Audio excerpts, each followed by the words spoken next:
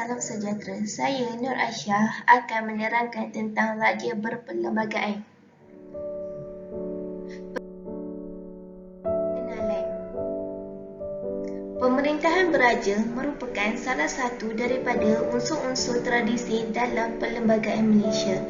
Pemerintahan beraja merupakan salah satu ciri yang unik dan penting di Malaysia. Semasa zaman penjajahan British, keadaan telah berubah kerana kuasa mutlak raja-raja telah mula hilang secara beransur-ansur.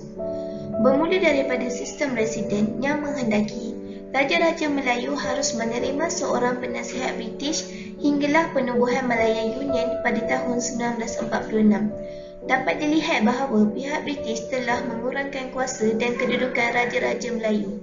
Setelah Malaysia mencapai kemerdekaan pada 1957, sistem pemerintahan beraja telah dikekalkan. Walau bagaimanapun, ia telah disesuaikan dengan konsep demokrasi berparlimen yang diamalkan di negara kita. Muncullah konsep raja perlembagaan yang bermakna kuasa raja yang dibatasi oleh perlembagaan.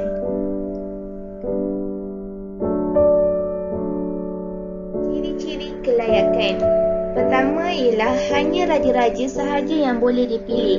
Kedua, hanya raja-raja sahaja yang boleh mengundi. Yang tidak layak dipilih. Raja itu belum dewasa.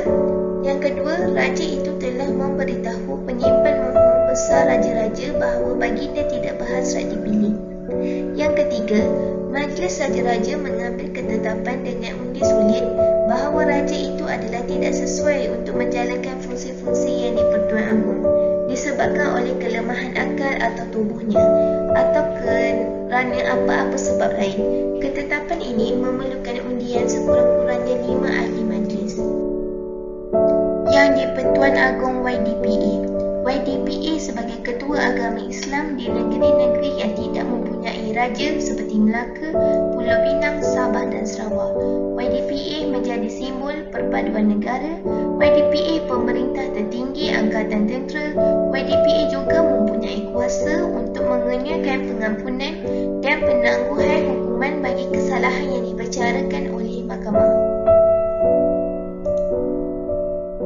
Terdapat 3 bidang kuasa yang di-Pertuan Agong YDPA. Yang pertama sekali ialah eksekutif, melantik seorang Perdana Menteri. Bersetuju atau tidak mempersetujui permintaan membubarkan parlimen. Dan yang ketiga ialah meminta mesyuarat majlis raja-raja diadakan semata-mata mengenai keistimewaan, kedudukan, kemuliaan dan kebesaran raja dan mengambil tindakan dalam mesyuarat itu.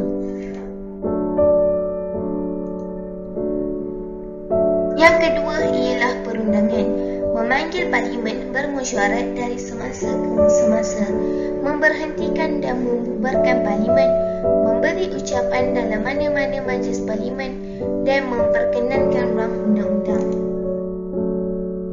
Yang terakhir sekali ialah kehakiman, memanjangkan perkhidmatan seorang hakim yang berumur lebih 65 tahun. Bagaimanapun, lanjutan perkhidmatan itu tidak melebihi 6 bulan setelah mencapai umur 65 tahun. Yang di-Pertuan Agong mengikut perkara 150 Perlembagaan Persekutuan boleh mengeluarkan perisytiharaan darurat apabila berpuas hati bahawa suatu darurat besar sedang berlaku seperti keselamatan, kehidupan, ekonomi atau ketenteraan awam dalam persekutuan atau negeri dalam keadaan terancam. Melantik Ketua Hakim Negara Mahkamah Persekutuan, Presiden Mahkamah Rayuan, Hakim Besar Mahkamah Tinggi di Malaya, Hakim Besar Mahkamah Tinggi di Sabah dan Sarawak, Hakim Mahkamah Agong, Hakim Mahkamah Rayuan dan Mahkamah Tinggi atas nasihat Perdana Menteri setelah dirundingkan dengan Majlis Raja-Raja.